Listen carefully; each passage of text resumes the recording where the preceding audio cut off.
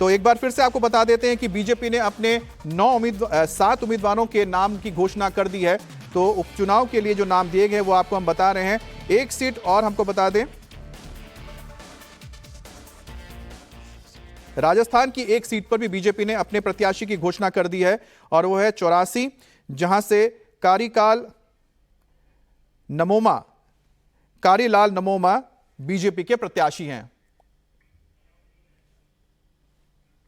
और यूपी उपचुनाव के लिए बीजेपी की लिस्ट जारी है। गाजियाबाद से संजीव शर्मा बीजेपी के प्रत्याशी हैं। कुंदरकी से रामवीर सिंह ठाकुर को टिकट दिया गया है। करहल से अनुजेश यादव बीजेपी प्रत्याशी हैं। और हमारे साथ विशाल प्रताप सिंह जुड़ गए हैं। विशाल, बीजेपी ने 7 उम्मीदवारों के नामों की घोषणा कर दी है और एक तरफ सीधा मुकाबला जो लगता है अब इंडी गठबंधन और एनडीए के बीच में है, लेकिन अगर वास्तविक तौर पे देखा जाए तो समाजवादी पार्टी और बीजेपी के बीच ये पूरा मुकाबला होगा। अमित, देखिए, इस बात से बिल्कुल इनकार नहीं कर सकते हैं। जैसा कि कल रात में ही अखिलेश यादव समाजवादी पार्टी के प्रमुख हैं, उन्होंने घोषणा की थी कि सीट हमारे लिए मैटर नहीं करती, जीत हमारे लिए मैटर करती है। और उसी के लिहाज से उन्होंने कहा था कि जो इंडी गठबंधन के उम्मीदवार हैं वो प्रत्याशी होंगे, यानी कि समाजवादी पार्टी के जो प्रत्याशी होंगे वही इंडी गठबंधन के प्रत्याशी होंगे। और अब भारतीय जनता पार्टी ने भी उत्तर प्रदेश के जो उपचुनाव होने हैं उसको लेकर के 7 सीटों से की घोषणा की है, जिसमें कुंदुरकी से रामवीर सिंह ठाकुर को दिया गया है, गाजियाबाद सिटी से संजीव शर्मा को टिकट दिया गया है, करहल से बहुत इंपॉर्टेंट सीट है अनुजेश यादव को टिकट दिया गया है। अमित, मैं बताना चाहूंगा कि अनुजेश यादव भी नेताजी का जो परिवार है उसी परिवार से आते हैं। धर्मेंद्र यादव जो सांसद हैं उनके ये बहनोई लगते हैं और लंबे समय से भारतीय जनता पार्टी के साथ जुड़े हुए हैं, सारे कार्यक्रमों में हिस्सा लेते हैं, एक्टिव मेंबर है भारतीय जनता पार्टी के। और ये माना जा रहा था कि करहल में तेज प्रताप यादव को अगर कोई सबसे मजबूत टक्कर दे सकता है, चुनाव जीतने की स्थिति में आ सकता है, तो वो अनुजेश है। इसीलिए करहल की जो टक्कर होगी वो बहुत महत्वपूर्ण होगी, क्योंकि एक तरफ तेज प्रताप यादव होंगे जो कि नेताजी के परिवार से आते हैं और अनुजेश यादव सांसद धर्मेंद्र यादव के बहनोई लगते हैं, परिवार से ही आते हैं। ऐसे में यहाँ की भी टक्कर बहुत महत्वपूर्ण होगी। और एक टिकट का और मैं जिक्र करना चाहूंगा, फूलपुर दीपक पटेल को टिकट दिया गया है। दीपक पटेल पूर्व सांसद के बेटे हैं और पिछली बार ये विधायक भी रह चुके हैं। तो ऐसे में ये माना जाना चाहिए कि बहुत सोच समझ के, बहुत ही रीथिंक करने के बाद, सभी का ख्याल रखने के बाद और जीते हुए उम्मीदवार जो हो सकते हों उन सबको इस पूरे मामले में प्राथमिकता दी गई है। और भारतीय जनता पार्टी ने 7 लोगों की जो अनाउंसमेंट की है वो अपने आप में महत्वपूर्ण हो जाती है, क्योंकि बीजेपी ने सभी चीजों को एक्सप्लोर करने के बाद अपने कैंडिडेट का ऐलान किया है। यानी कि 25 तारीख को लास्ट डेट है नॉमिनेशन की, और नॉमिनेशन से पहले इन टिकट की घोषणा बताती है कि बीजेपी ने होमवर्क पूरा कर लिया है। 13 नवंबर के लिए उत्तर प्रदेश के उपचुनाव में जब वोट पड़ेंगे तो अपनी जीत को सुनिश्चित करने के लिए बीजेपी ने काफी मेहनत की है। अब देखना दिलचस्प होगा कि 13 तारीख को जनता किसके पक्ष में मतदान करती है और किसको अपना विजयश्री का आशीर्वाद देती है। अमित जी, लेकिन साथ ही एक जो और बात इसमें निकलकर सामने आ रही है, क्या बीजेपी ने अपने सहयोगी दलों के जो नेता हैं या उनके साथ भी चर्चा करके इस लिस्ट में कुछ नाम ऐड किए हैं, या कि पूरी तरह से बीजेपी ने अपने ही कैंडिडेट्स उतारे हैं?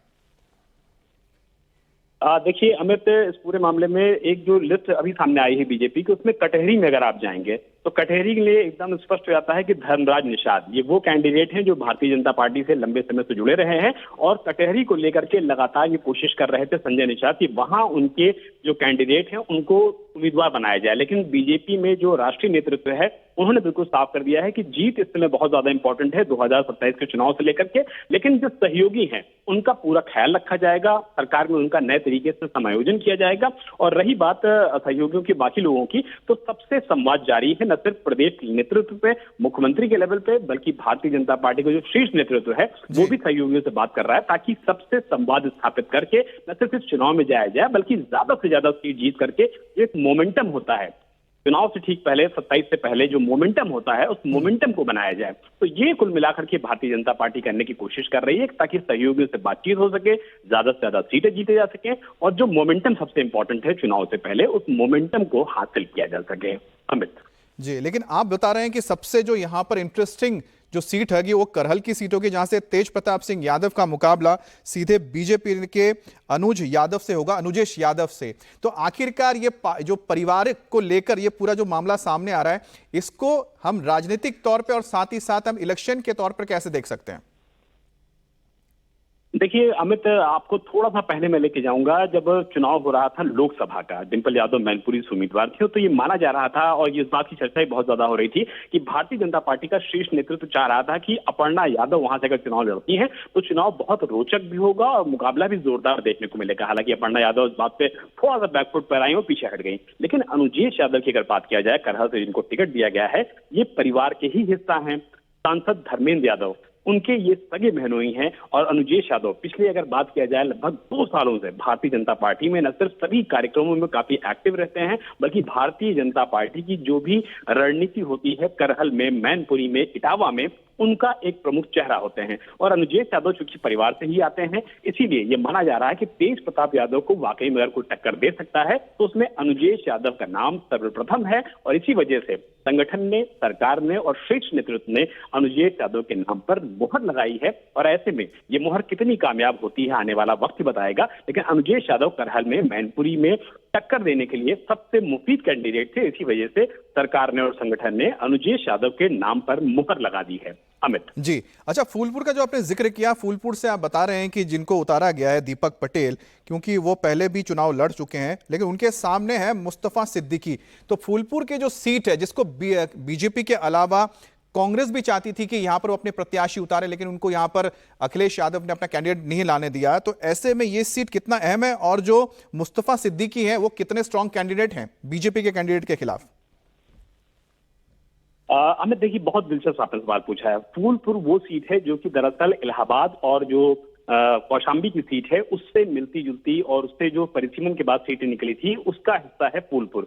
फूलपुर वो जगह है जहां पर इलाहाबाद से सटी हुई सीट है और इलाहाबाद में 40 साल बाद कांग्रेस ने चुनाव जीता है, इस बार लोकसभा का। तो ऐसे में कांग्रेस पार्टी चाह रही थी कि फूलपुर पर उसका न सिर्फ दावा मजबूत हो, बल्कि चर्चा तो यहां तक भी थी कि कांग्रेस के एक सीनियर लीडर हैं उत्तर प्रदेश के, वो अपने बेटे को यहां से चुनाव लड़ाना चाह रहे थे। लेकिन कल की डेट में, जो कल बीत गया है, उसी में मुस्तफा सिद्दीकी समाजवादी पार्टी के कैंडिडेट हैं, अब वो इंडिया गठबंधन के कैंडिडेट हो चुके हैं। उन्होंने नॉमिनेशन कर दिया और ये साफ कर दिया कि किसी भी लिहाज से शीर्ष नेतृत्व से मुझे कोई संदेश प्राप्त नहीं हुआ है कि उनको चुनाव नहीं लड़ना है। तो ऐसे में पीडीए की अगर बात किया जाए तो पीडीए को लेकर के समाजवादी पार्टी बहुत ज्यादा कॉन्फिडेंट है। लेकिन दीपक पटेल की अगर बात करें, दीपक पटेल बेहतरीन नेताओं में शुमार माने जाते हैं, जमीनी नेताओं में माने जाते हैं। उनकी मां वहां से सांसद रह चुकी है फूलपुर से, और खुद दीपक पटेल भी भारतीय जनता पार्टी के पिछड़ा वर्ग के उस इलाके के बड़े नेताओं में आते हैं। एक बार वो विधायक भी रह चुके हैं और पिछला जो चुनाव वो हारे थे उसमें मार्जिन बहुत कम था, मात्र 5,000 से वो चुनाव हारे थे। तो ऐसे में ये माना जा रहा था कि दीपक पटेल के नाम पर मुहर लग सकती है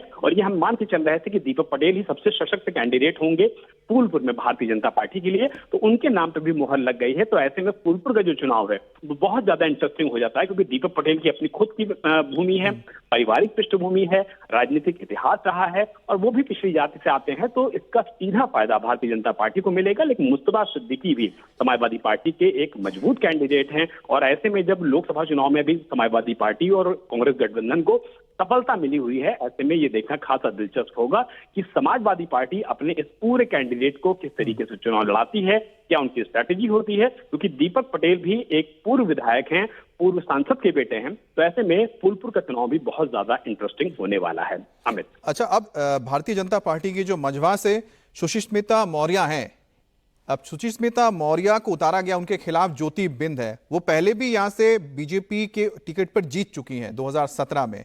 तो ये सीट बीजेपी के लिए क्या लग रहा है, आसान रहेगा या ज्योति बिंद जो हैं वो उनको टक्कर दे पाएंगी? देखिए, मझवा सीट ऐसी है मिर्जापुर की अमित, जिसके लिए ये समझना बहुत ज्यादा महत्वपूर्ण है कि संजय निषाद लगातार कोशिश कर रहे थे कि मझवा सीट से उनके कैंडिडेट को चुनाव में लड़ाया जाए और उनके सिंबल पे लड़ाया जाए। लेकिन जिस तरीके से सुचिस्मिता मौर्य को टिकट मिला है, भारतीय जनता पार्टी के न सिर्फ ये पुरानी नेता हैं, बल्कि ये माना जा रहा है कि संजय निषाद जब दिल्ली में मौजूद थे तो संजय निषाद को बाकायदा कॉन्फिडेंस पे लिया गया है, उनकी सारी बातों को सुना गया है और उनसे बताया गया है कि फिलहाल इस बार जब भारतीय जनता पार्टी जाएगी चुनाव में तो आप हमारा सहयोग कीजिए, भविष्य में सरकार में जो चेंजेस होंगे, जो समायोजन होंगे, उसमें आपके कार्यकर्ताओं का पूरा ध्यान रखा जाएगा। तो ऐसे में ये बहुत महत्वपूर्ण हो जाता है कि मझवा सीट पर भारतीय जनता पार्टी ने बहुत सोच समझ के फैसला लिया है और सुष्मिता मौर्य को टिकट दिया है। और ये बात बिल्कुल स्पष्ट कर दी गई है केंद्रीय नेतृत्व की तरफ से कि उनको पूरा सपोर्ट मिलेगा, न सिर्फ संजय निषाद का, बल्कि चूंकि मिर्जापुर से सटी हुई सीट है ये, तो ऐसे में वहां पर अनुप्रिया पटेल, आशीष पटेल, इन सबों को लगाया जाएगा ताकि किसी भी तरीके से, किसी भी हाल में मझवा की इस सीट को भी किसी भी हाल में रिटेन किया जा सके। लेकिन कठेरी सीट क्या बीजेपी के लिए आसान होगा, क्योंकि यहां पर समाजवादी पार्टी, बहुजन समाजवादी पार्टी ये यहां पर लगातार जीत हासिल करते हैं। 2012-17 में तो यहां पर बहुजन समाज पार्टी आई, 2022 में एक बार फिर से लालजी वर्मा यहां से जीते थे।